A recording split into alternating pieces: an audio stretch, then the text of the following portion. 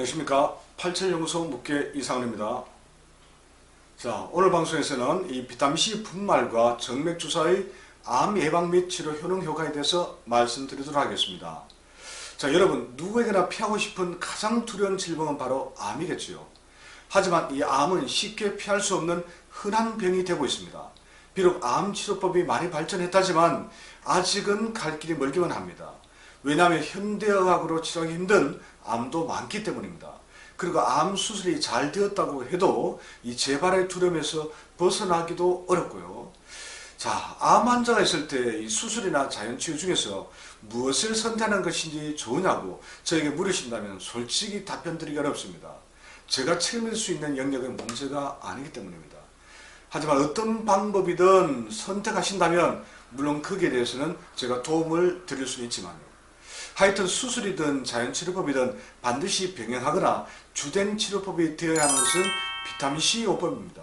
비타민C 효능이 그만큼 이 암치료에 탁월한 효과를 발휘하기 때문입니다.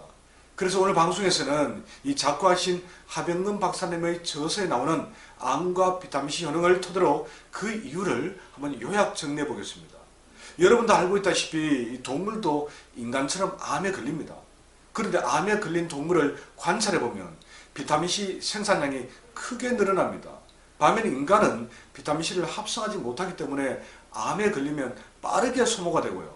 그래서 비타민C가 보충이 되지 않으면 이 극심한 부족 상태에 빠집니다. 참고로 야채와 과일은 아무리 많이 먹어도 건강을 위해서 필요한 그 비타민C 양조차 제대로 채울 수가 없습니다. 과일 많이 먹어서 될 일이 아니라는 거죠. 그리고 암이 생긴 부위를 확인해 보면 하나같이 그 다른 조직에 비해서 비타민C 함량이 크게 줄어들어 있습니다. 이런 비타민C와 암이 깊은 관련이 있다는 그런 뜻이 아니겠습니까? 즉 암과 사투를 벌이는데 이 비타민C가 필수적으로 사용된다는 것과 비타민C가 부족한 조직에서 암이 쉽게 생긴다는 것이겠죠. 실제 연구 결과 다음과 같은 비타민C 암 치료 효과가 밝혀진 바가 있습니다. 5가지로 정리하면 첫째, 비타민C는 면역 기능을 강화해 암세포가 싹트는 것을 막아줍니다.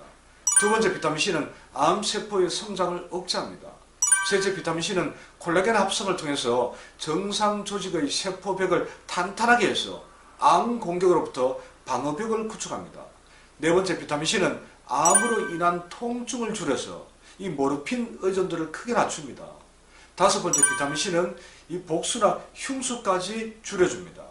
자, 하병근 박사는 이 비타민C의 암치료 효능을 음양적 성격으로 구분해서 좀 더 구체적으로 설명하고 있습니다. 먼저 방어적 의미의 항암제로서의 효능입니다. 비타민C가 암세포를 정상세포로 분화되도록 유도하고 콜라겐 합성으로 방어벽을 치면서 암 전이를 돕는 효소를 차단해버린 효과입니다. 둘째, 공격적 의미의 양항암제로서의 효능입니다. 비타민C가 암 조직 주변에서 산화되면서 암세포막을 파괴합니다. 예컨대 암세포 내의 미토콘드리아를 오작동시키고 이 암세포만을 가려서 선택적으로 공격해서 죽이는 표적 항암제 역할을 한다는 것입니다. 특히 고용량 비타민C 정맥주사는 가장 강력한 양항암제 치료법입니다. 더 자세히 살펴보면 비타민C는 암세포의 보급로인 포도당 전달체계를 타고 들어가서 산화되면서 암세포를 파괴합니다. 즉 암세포막 근처에서 과산화수소, 유해산소, 자유기를 뿜어냅니다. 이를 통해서 암세포를 괴사시키고 자살하게 하여 암세포를 박멸하는 것이죠. 자, 그런데 비타민C 분말 섭취와 주사의 차이점은 무엇일까요? 고용량 비타민C 정맥주사는 양항암제의 효과가 더 뛰어난 반면에 분말 비타민C는 항암제로서의 효과가 더 뛰어납니다. 그렇다면 둘을 조화롭게 적절히 사용하면 암치료를 위한 최고의 시너지 효과를 거둘 수 있지 않겠습니까? 정맥주사는 매일 맞을 수 없으니까 며칠에 한 번씩, 또 그 중간에는 잠시 하루에 3번씩 분말 비타민C를 또 계속 먹어주고, 그럼 비타민C는 비타민C대로, 정맥주사는 정맥주사대로 어떠냐? 암세포를 이겨내는 힘을 발휘하는 것이겠죠. 자, 실제 이런 비타민C 요법을 통해서 말기암을 치료한 사례가 미국과 일본에서 생각 이상으로 많이 보고되고 있습니다. 하지만 안타깝게도 우리나라에서는 아직 이런 적극적인 치료법을 적용하는 그런 병원이 거의 없는 걸로 알고 있습니다. 왜 그러냐면 비타민C 효능을 전혀 모르는 경우가 대부분이죠. 일부 비타민C 요법을 적용하는 의사나 병원 역시 혈관 손상, 신장 결석 위험 이런 것들에 대한 두려움과 과대 포장으로 제대로 된 암 치료 효과를 얻지 못하고 있습니다. 물론 아주 드물게 고용량 비타민C 정맥 주사를 맞은 후에 출혈로 사망한 그런 사례가 있긴 합니다. 이것조차도 사실 다소 오해가 있습니다. 일반 혈관이 터져서 출혈된 것이 아니고 암세포 내의 혈관이 터져 일어난 사례입니다. 자, G6PD 효소 부족으로 암세포 내의 적혈구가 터지면서 다량의 혈액이 출혈된 것이죠. 정이 걱정된다면 정맥주사 고용량 비타민C 양을 점진적으로 늘려가면 됩니다. 그런 문제가 없습니다. 또한 신장 결석 문제도 그렇습니다. 많은 양의 비타민C가 혈액 속에 오래 머물면 대사산물인 옥살산이 생성되어 신장 결석을 유발할 수 있다고 이야기합니다. 이런 신장 기능 검사와 함께 결석 방지를 위한 복용법만 제대로 적용한다면 위험할 일이 전혀 없습니다.